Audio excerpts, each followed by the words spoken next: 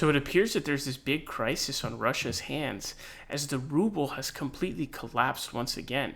Now, Russia has appeared to be admittedly very, very resilient in the face of all those Western sanctions. Recall they were even cut off from SWIFT. So everyone kind of thought that they were completely screwed because, foreign investment was leaving and stuff like that.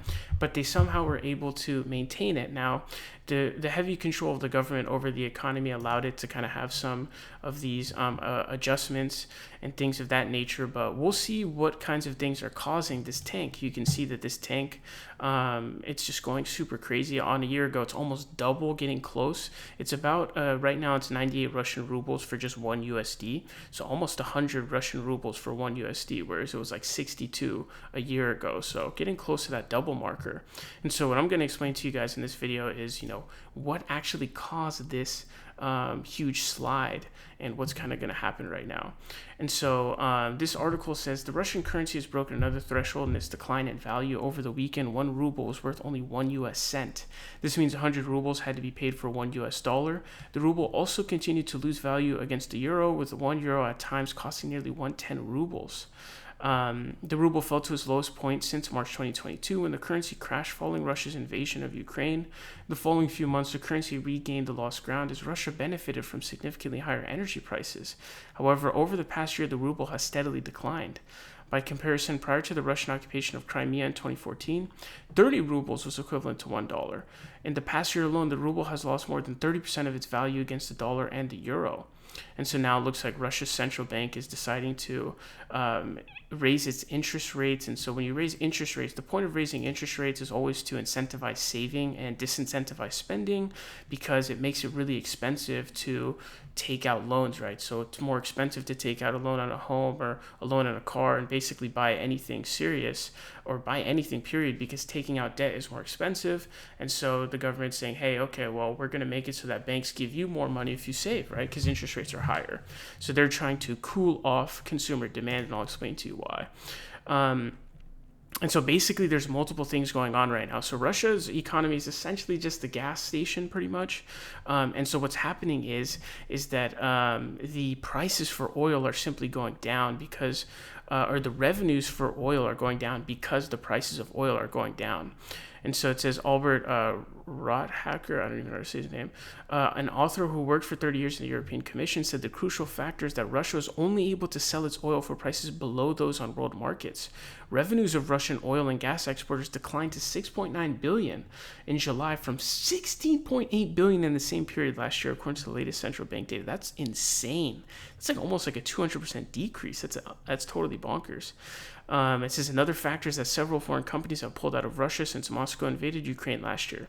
Bloomberg Economics has estimated that foreign companies leaving Russia last year sold assets worth between $15 and $20 billion. The reasons behind the currency fall are shrinking oil and gas exports and likely further withdrawal of capital by Russian resident companies as well as foreign investors. Then there are growing import costs of Western tech, high tech via third countries like Turkey, Kazakhstan, China, and Serbia. So what's happening is actually the sanctions, I guess, in some way were actually helping the currency because by not allowing the consumers to purchase goods, imported goods, which would require them to exchange rubles for whatever currency of the importer was, like USD or whatever, it was actually propping up the currency because it forces them to purchase, Russian-made goods in rubles, increasing the demand for the currency.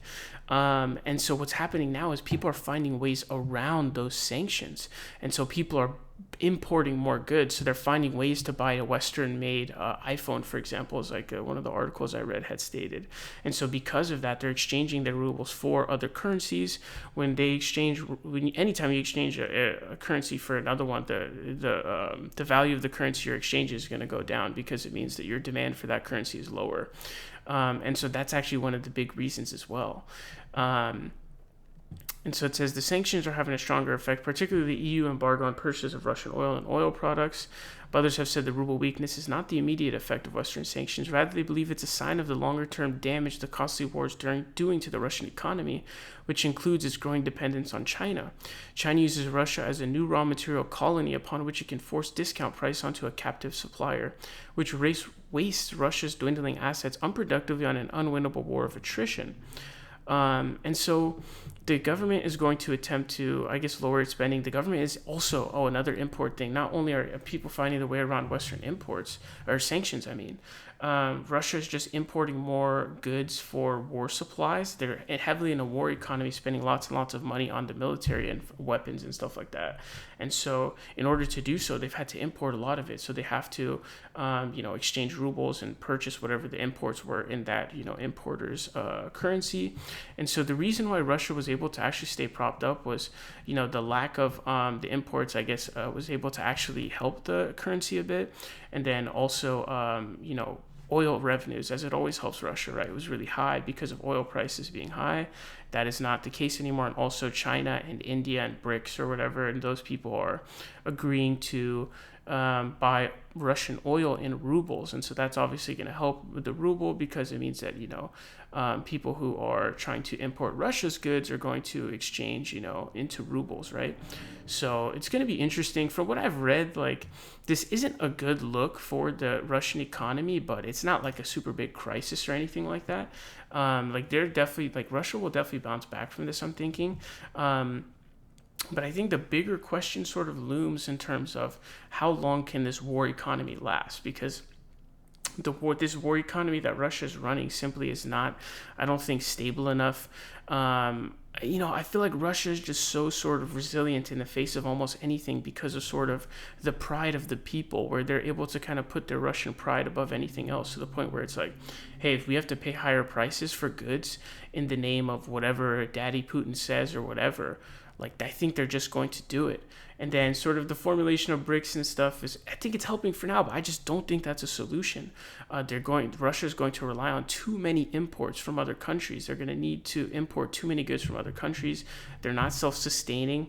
And eventually, I just don't think that the whole BRICS thing is going to be enough to sort of compensate for all of the lost, commerce that they had with the West. I just don't think it's possible. And they're obviously so heavily, the economy is so heavily controlled by the government that, exchange rates are manipulated by the government, the floating rate or whatever and all that stuff. There's just no way that this can last super long. But at the same time, what would kind of be the collapse for them? Because again, the resiliency of the Russian people almost makes it an impossible sort of game theory situation, because you're kind of assuming that the person would care that they're paying higher prices at grocery stores and stuff like that. But if these, sort of Ruski consumers are facing these higher prices for goods in the name of, Russian independence from the West, I think that they're just going to do it. So I don't really see sort of an end for this in sight. I think that they're just going to bounce back again and just kind of keep going until the wheels fall off. And I don't think there really is a wheels falling off for Russians, because I just don't think that for them there's anything above that sort of Russian pride. So I don't really know what's going to happen. This war economy definitely can't last forever, though. But where does the end come? I just don't really know. But it's Russia, so the way you sort of model game theory has to take a sort of tweak, because they just don't care that much, right? Or maybe they do care, but again, like I said, when it's compared with, hey, this is for Russian independence from the West, I think they'll pay any price in the world for that. I think they don't care. I think they'll do it. So super interesting to see, but while it's a big story, it also isn't like a super huge story at the same time. It's kind of both.